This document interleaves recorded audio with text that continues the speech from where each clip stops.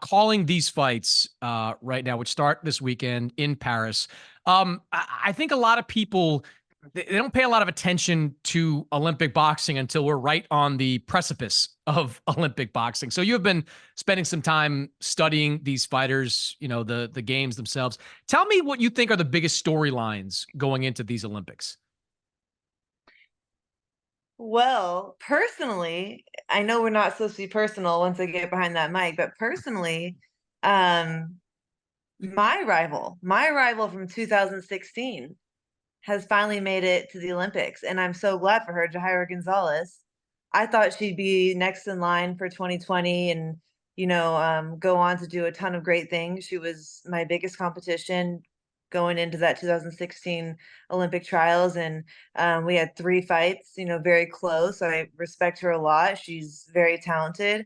But she went through some things herself, sort of had to go through her own little journey, but she's back. She's made the team, and I expect her to go all the way. So very interesting for me to be now calling the fights in the Olympics for my rival back in the trials when I was going to qualify.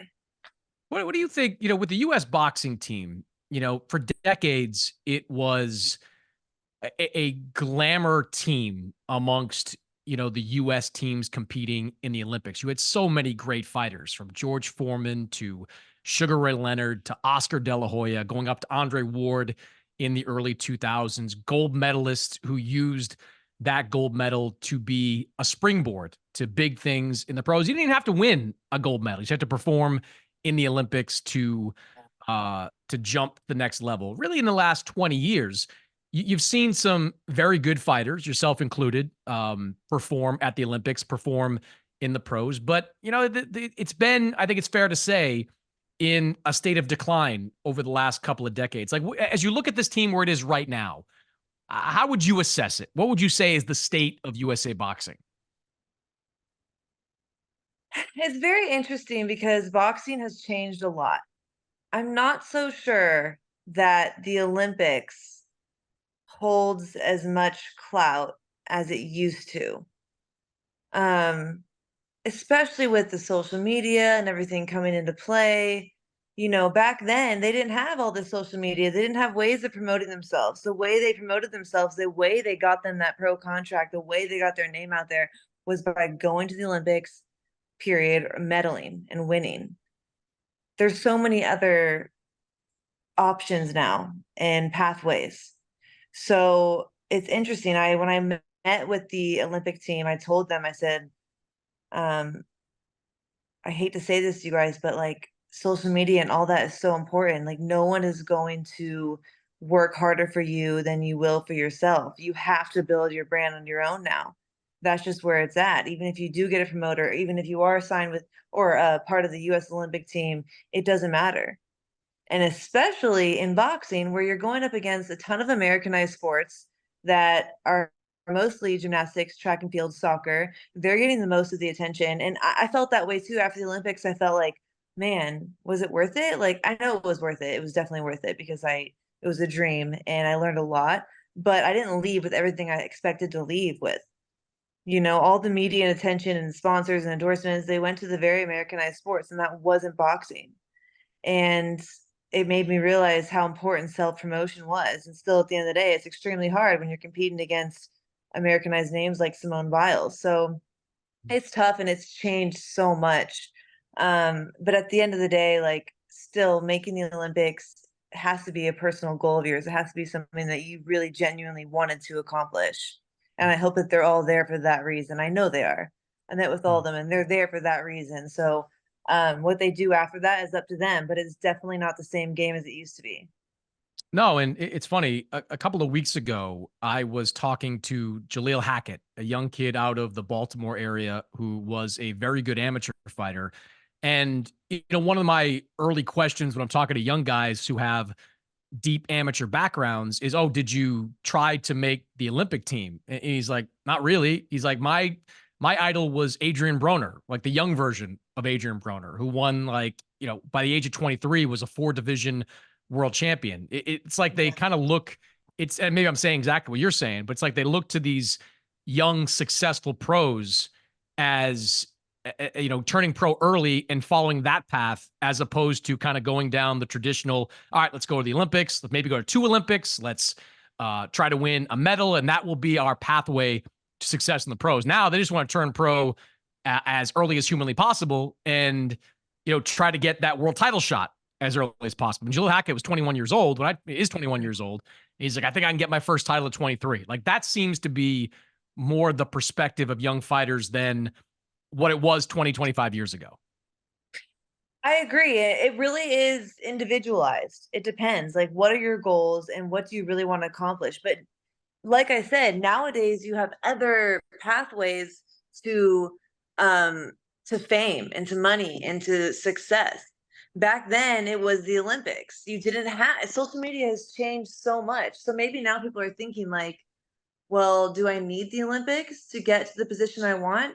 Yeah, you might stay amateur for a while to get that experience. I understand that. But unless that's a real true goal of yours, it's a hard path. It's 4 years you're dedicating, and we all know that athletes don't have their whole entire life to make it, right? Like, we have a very small window to capitalize on our youth and our skill and our talent. So, um, unless you're someone who's going to go in there and medal and be a star, it's not necessarily going to be a crossover thing. There's tons of Olympians now, especially females, like they went to the Olympics, put all that time in, thought that, oh, if I go to the Olympics, I'll turn pro, I'll get a contract, I'll be able to take that next step in my career. And that's not necessarily true. It's so individualized now. So you have to think about yourself and your situation and what your goals are, and just be smart. There's no direct path now. There's no clear answer. And I used to say, oh yeah, definitely go to the Olympics, definitely take that time, don't turn pro right away, blah blah blah. But now it's just like, I'm not so sure, because there's a lot of Olympians who have done that and still have not reaped the benefits of it. Yeah, and nowadays it's become kind of a ground for young pros to go back and try to build their resume that way. I mean, we saw Keyshawn Davis do it back in the Tokyo Olympics. This cycle, even in the women's divisions, Beatrice Ferreira, recently crowned lightweight champion. She's back to pursue a gold medal there. What do you think of the pros that go back and compete in the Olympics? Well, it's interesting because America doesn't allow that. Every other country allows for pros to go back to the Olympics, but the laws that America has, where I don't know what specific bylaws those are in, but pros cannot compete against amateurs. So we cannot go back to the Olympics once we turn pro here in America. I don't necessarily know how I feel about that. I think it's good to stay separate, being a pro and then also experiencing my time in the amateurs. I think it's a very different sport. So I understand why they have kept it separate. But it's also a privilege in some sense for these other countries to be able to turn pro and also go back to the Olympics and have that opportunity. I know someone like Jenny Few, she hasn't been able to get the fight she wanted in the pros and wishes she can go back to the Olympics just to stay busy and like keep fighting and practicing her skill, but America won't let her. So now she's stuck in the pros. So again, it's a very situational thing. Boxing is such a different sport in that aspect compared to all these other sports. Like, there's so many ifs, ands, or buts. There's no clear path. It's very difficult. So I don't know. I still genuinely think that the pros and the amateurs should stay separate. Now, I didn't know that the U.S. didn't allow. Is that new? I mean, I know Keyshawn, Duke Reagan, Troy Isley, they were pros, right? Back in 2021. No, that was a very particular circumstance because, God, what happened? So they turned pro and then, God, I forget what happened. Oh my God, the pandemic hit. I know it had something to do with the pandemic. Yeah. Anyways, they got a chance to go back, but it was like a loophole. It's not something America allowed to happen. Okay. Yeah. So now no pros from the U.S. side, but there will be. I think the heavyweight Jalaloff, I believe, is competing in the pros. For his country. There's a lot of, I don't know what to make of it either. I also think it's not, even though they might be further down the line with their development, as you know better than anyone, it's two different styles in the amateurs and Yeah, pros. Just because you're a successful pro doesn't mean you're any good at amateur boxing. So 100%. it's definitely a double-edged sword. When it comes to the American team, you mentioned one of the top fighters on the women's side. You've got Jamal Harvey at 126. He's someone that is looked at as maybe the U.S.'s best chance to grab a medal. What do you like about some of these fighters on the U.S. team? What's interesting, okay, so some of these fighters are really young. Mm-hmm. Um, Most of the fighters overseas in other countries are a lot older, and that they have a lot more experience nowadays. Back in the day, the US used to kill it. Now it's a little rougher because these other countries, they don't have the option to turn pro. So they're a lot older, a lot more experienced in the amateur scene, and you have a lot of young people on our team coming up that they don't have that experience. They've been on the international scene for maybe the last 2, 3 years, but you have these other guys in their seat in their bracket that are 2, 3 time Olympians. I mean, look at the Cuban kid, the Cuban heavyweight, Julio De La Cruz. Like, I feel like he's been an amateur for like 2 decades. I mean, Exactly. They don't have the option to turn pro. And so that's why a lot of these other countries are doing more, reeling in more medals in the US because they don't have kids that are looking to go to one Olympics, gain the experience, and then turn pro and make the Mhm. money. They're making the money now. They're making more money than they could ever dreamed of for their family on the Olympic team. But one thing you have to remember about America is the government doesn't fund Olympic sports in America. The Mhm. government in every other country funds Olympic sports. If you win a medal for Cuba, you're set for life. In Mhm. America, you win a gold Well, I medal. think some of those Cubans would disagree a little bit with that about being Okay, you're right. set for Okay, life. not maybe not necessarily Cuba. I don't know. I'm not speaking for everyone, but I will say that the payout for these other countries once you make an Olympic team and win a medal are huge. They're not like that for America. I mean, an Olympic gold medalist when I was on the team made 20 grand, 25 grand. Mm. That was it. And that's nothing for 4 years of work, right? Mhm. So a lot of these people are young. They're gonna have to go up against on the US team. They're young and they're gonna have to go up against people that have been on this scene and been training under this amateur scoring system for years, for 2, 3 Olympics, some of them. Mhm. So it's gonna be tough, but they prepared the best they can. I do think we have a good shot at a few medals this year. It's a good team, and I'm gonna be rooting for them for sure. Mhm. I mentioned that about half of the boxers competing in Paris are going to be women. A big jump from 2021. Back in 2012, there were 36 women across 3 weight classes. Now, 100 plus across several more weight classes. What do you think about the growth of boxing amongst women at the Olympics? It's amazing. I mean, they added another weight class, but they also added and back when I was on the Olympic team, only I think it was 12 women in the world per weight class could qualify. So you got to think about how limited that is.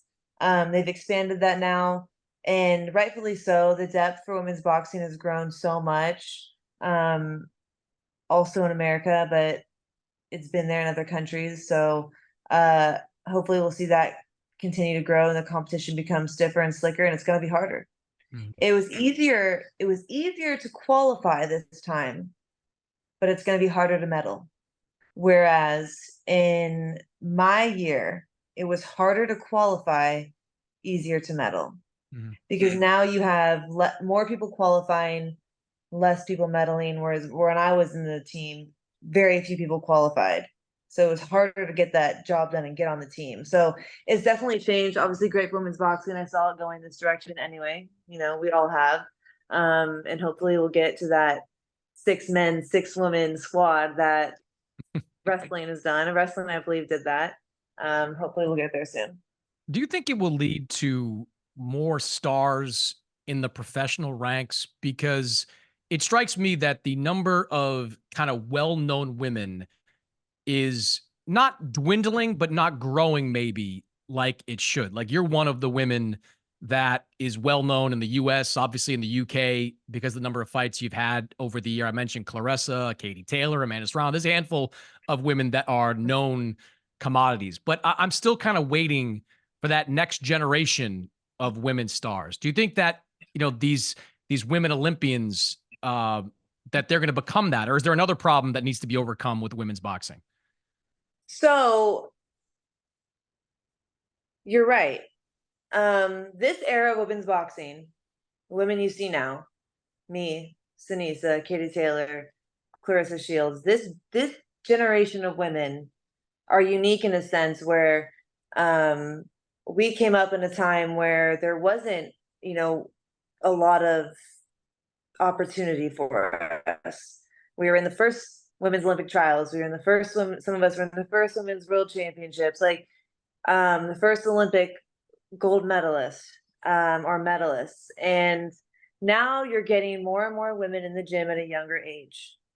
Not only that, you're getting more coaches, more high-end coaches saying, okay, maybe it's worth it for me to invest in women now, right? They're taking women under their wing and saying, okay, there's a opportunity here for them, for me, and gyms and sponsors supporting women because they see it's happening. So there might be a little dull in action right now because you're seeing that transfer of sort of success, and it's not going to happen right away because what happened now is there's so much more talent building. There's so much more talent building, and we're going to see, and now we're going to be able to select and we're going to choose who really is the cream of the crop. And the competition is going to get a lot stiffer, but that's what we wanted, right? It Mm-hmm. just goes to show like that's what happens. But back in the day, they're also getting younger and younger and younger and younger. Mm-hmm. They really are. Like if you look at the where me and Katie Taylor and all that, Clarissa was very young. She was an exception, obviously. But Tasha Jonas and Amanda Serrano, if you look at where we all peaked as athletes, it was a lot later in life. And if you look at where men are, they're peaking and leaving the Olympic scene around 23, 24 to make it in the pro scene. So that's sort of evolving and changing for women. You're seeing a lot more younger stars coming up and sort of hitting their peak and turning pro at a younger age. And that's good. That shows the evolution of women's boxing. So it'll be really interesting in the next 4 to 8 years, but it's definitely like a transitional phase, and we'll see who rises. It's interesting and a good way to put it, an optimistic way to put it, that gives you reason to believe that there is another generation coming. Because I think one thing Oh women have yeah. shown, one thing women have shown is that they can create buzzworthy events. I mean, your fight with Baumgartner was incredibly buzzworthy. The buildup was awesome. With Claressa, Savannah Marshall, Katie, and Amanda, their events. These are must watch. Pay attention to during fight week types of events. Just need more of them, right? Like need more of these Yeah. women to emerge, to have rivals, and to to be in these types of fights. For sure. And there's no doubt that it's coming. Like the talent pool is just so much deeper now. And again, like I said, you have support, you have Mm. sponsors, you have coaches. I think a big thing people are overlooking is that a lot of the times coaches weren't going to be like, hey, let me take on this young female, let me put all my work and time and energy into them. Whereas like they would look at a young male in the gym and be like, oh, he's strong as shit. Oh, he's sparring nice. Let me put my time into him and see what comes of it. Now coaches are saying like, hey, this is possible for women too. And so we're getting that respect in little areas that no one would normally notice. So um, it's going to be wild. I'm excited to see who really like rises to the top like within the next 4 to 6 years. Mhm. Yeah, no doubt. Last thing for you, and I mentioned this at the top. Right now, the Olympic boxing is not listed as a Olympic sport in 2028 when when the Olympics go to the U.S. in Los Angeles. A lot can change between now and then. I'm sure the IOC is hoping that boxing get its act together and clean itself up so that it can be an Olympic sport.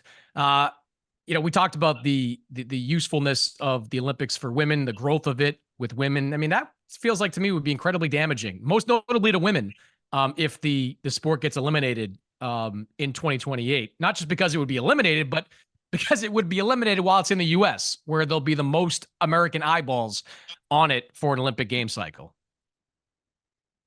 Well, if you think about where the pros are now versus where they used to be, now as a pro, you're fighting 2, 3 times a year. The greats are fighting 2, 3 times a year. So if we eliminate the Olympic scene and are only having a very small select handful of fighters who are being able to be signed to big promotions, but only fighting 2, 3 times a year, but boxing is going to fade away. There's going to be no opportunity for them to compete. The Olympics at least provides a platform for people to fight. The worst thing that can happen to you as a boxer, like everyone wants to be signed to a big promoter, everyone wants to be a world champion, everyone wants to fight on TV. But the worst possible situation is not being able to fight at all. So we take that opportunity away from the youth and the grassroots and that amateur scene. What is there for anyone to strive for? The chances of them making it as a pro without any of that amateur pedigree is close to impossible. You have to know someone. You have to know someone or be knocking out everybody. So it's really going to kill a lot of dreams for a lot of people. And I would hate to see that happen. Some of the best years of my life were spent on the U.S. national team, training with Team USA and preparing for the Olympics. And it changed me a lot, made me a better person, made me a strong person, made me a hard worker. And kids need that. And boxing is always taking kids from certain situations, mostly, inner city with not the best opportunity, and change their lives for the better. So I think boxing is extremely important, not to mention that it was one of the first Olympic sports ever. So how are we going to take that out? It's just insane. We're going to add surfing, or what is it? What's the other sport they just added? I don't know, but they're Like, I they're love talking these about a lot of sports, but sports. why are we going to take out the OG of the Olympics? And Well, then we're going to take out wrestling too. It's like these are the sports that started the Olympics. mhm. So I really hope that doesn't happen. I have a hard time believing it'll happen. Someone's got to step in. Yeah, it'd be I a think killer to have it'll. it'd be a Yeah, killer to have it happen on U.S. soil too. I mean, that's a great opportunity for young Olympians, men and women, to showcase their talents in front of a lot of eyeballs. Both fan wise, yeah, media wise, television eyeballs. It would, hopefully, I'm with you there. Hopefully, it all works be itself out. great. All right, check Yeah, out Michaela for the next 2 weeks over covering the Olympics with my good friend Sean Grandy. My two worlds colliding: the NBA Celtics guy Sean Grandy and Michaela Mayer, the boxer, covering the Olympics for NBC. Good stuff, Michaela. Looking forward to seeing you on TV and hopefully back in the ring real soon.